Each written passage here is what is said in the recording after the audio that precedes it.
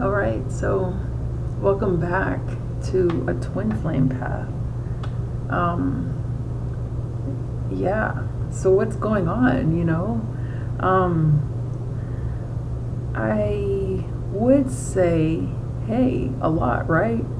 But one of the things that I wanted to bring up in this video is the importance of remembering, not like, remembering like you forgot, even though that's part of it, but keeping in mind that we are all, as far as the couples are concerned, we're all on our own path, and that I'm saying that in relation to videos and publications and things like that you may read, a lot of us read, or come across about twin flame stuff. It really is pertaining to the person and their own personal experience at the time that they made that content. So if you're reading an article that was published, some time ago, a week, a day, last year, any kind of time, it's not like a matter of like quantitative, I guess that's the word, time, like quantifiable time. Like after 5 years, things are stale and it's not applicable. That's not what I mean. What I do mean is that when that person was going through that in, this time, by the time you read it, they may have a whole other set of things happening, and for them, that article or whatever it was may have become almost obsolete or irrelevant to that person, or it still may apply. What happens is that, and this is going back to the beginning of like the growing situation, what happens, or not the growing situation, but like the keeping in mind, what happens is that people tend to document their own accounts within what they are expressing themselves through. I'm hoping that made sense. But basically, it applies to the collective because we are very much all connected, but also we're individuals. So things, I think that's the importance with taking what resonates, because it may apply to you later when that part of your situation kind of lines up to where they were, they meaning whoever wrote or published whatever it is that you're considering as knowledgeable information. Where you are is lining up with where they were at that time, and really anything can be relevant, because what it is like we are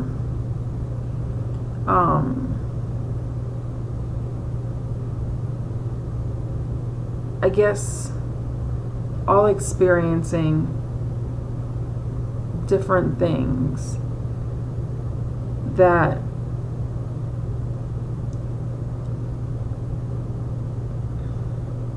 could be similar to other things that people are going through in the twin flame journey. So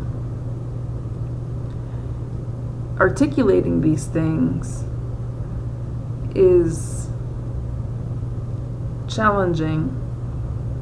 And I think it's more challenging for some people than like others.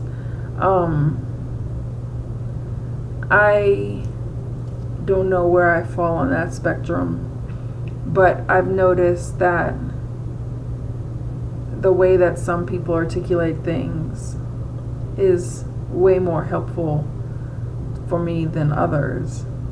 But what is very useful, I think, for many of us is, well, actually, I'll just say for me, what was most useful for me, and I think continues, well, at the beginning, I think it was the most useful. Now it's like I'm having a different experience at this exact point in time. But in the very beginning of awakening and, being introduced to this whole twin flame thing and 5D in general, things that had to do more with the 5D experience or the 5D environment or 5D practices, those things help me navigate my way, I think, in the best way that could have been. Maybe there's endless possibilities as far as like what the best way could be, but it was, in my opinion, the most helpful as far as like outside information that was collected, hearing about other people experiencing these things, getting a little bit of a feel of what it encompassed and the potential. And that's when, I come now to where I am, and I think we all kind of have gotten or get to a point where we realize that the potential is endless and it's definitely not quantifiable. But where I am now is exploring the relation of my past, meaning like past incarnations and like the history. And when I talk about the history, like I mean like this as far back as things can go. And I've run into people who have been very helpful in my life and this whole situation. My twin being the most helpful, besides God, of course, but meaning like, I guess, you know what I'm saying, what I'm trying to say. But I've run into people who have been like-minded, like-spirited, and I've been very thankful for them. Some of them have exited my life. Some of them we've exited each other's lives, and that's cool. Some things are like necessary. Some of us are cool at a distance, and that's very cool. So one experience that I did have that was helpful, well, a couple of them put things in perspective. One of them was when I was told about like other realms in, I guess, this time and space, like the earthly time and space, and the realms within this realm. And it was something that I hadn't been exposed to before, and it was kind of out there when I first was introduced to it, like mermaids and, these different beings and all this kind of stuff. And, I've had my experiences and my beliefs and thoughts about things like this. So, but to be told by somebody whose opinion I trusted, it was very insightful. And that led to being introduced to more people. And some people will say, it was because you were ready and things. And I'm seeing that now, but I'm also seeing that there's like bricks in the path. And, the path is long and interesting, but so are each one of the bricks, And I guess I'm making a movie reference, but I'm not really trying to. So, but as the path goes on, you, I guess, are introduced to things because you get to that point, and that has been an integral part of where my twin and I are in this journey now. And I don't even know to call it like a journey, but this everything. And I really can't even say that it's just a twin flame situation anymore at this point. And, that kind of, I'll call it a temporary conclusion because there is no conclusion.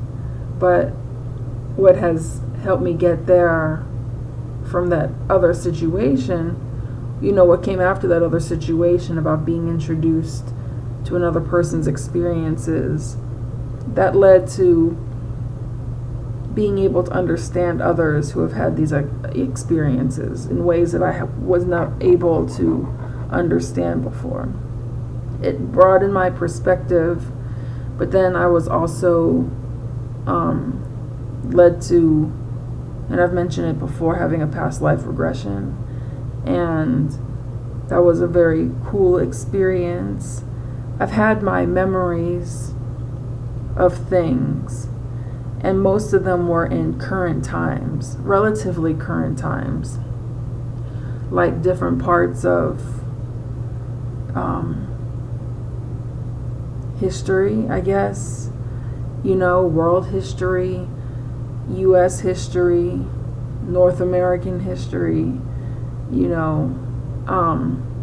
but then the past life regression introduced a much older situation, and that was one of having been a Neanderthal. And one example is, how does that affect me now? Well, a lot of things about being primal and in survival mode were brought to light. But one thing that has been coming up recently is my love for language. Because during that regression, there was no language. We weren't speaking. There was no written language. There was no spoken language. This was before all of that, and it was a very vivid experience. So you come to now, this year in 2018, and, I've never shaken the feeling of like loving to talk, even if it's just me speaking like this. This is very entertaining to me, like figuring out which words to use and, correcting misspelled words and using, different social media sites, even, like tweeting. I enjoy like all of that, and I've enjoyed writing. I've enjoyed calligraphy, in English and in Japanese. I don't understand what I'm writing in Japanese, really. I'm not getting the strokes right, but I always knew that it was really pretty, and I just enjoyed writing it, or whatever you call what I was doing, because I don't know even if it can be writing if I really haven't been taught, like in a way that, like, I know that I'm getting it right,